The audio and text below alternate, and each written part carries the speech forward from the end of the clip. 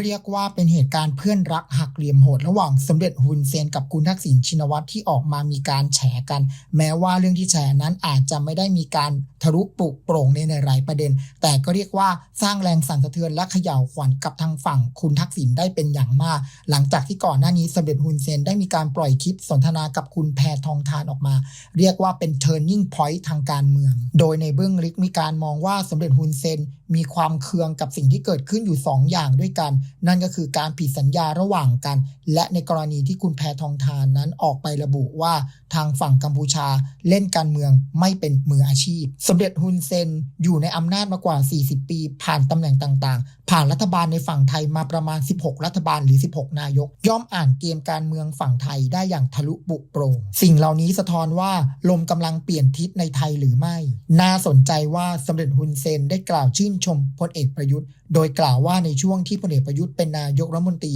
ไทยกับกัมพูชาไม่ได้มีปัญหาเช่นนี้คำถามคือทำไมสมเด็จฮุนเซนจึงมีท่าทีที่เป็นมิตรกับพลเอกประยุทธ์หากเทียบกับคุณทักษิณในปัจจุบันมีการวิเคราะห์อยู่2 ทางคือสมเด็จฮุนเซนแค่ต้องการเสี้ยมหรือไม่แต่ในอีกแง่หนึ่งก็สะท้อนว่าสมเด็จฮุนเซนกำลังอ่านการเมืองไทยไปในทิศทางใด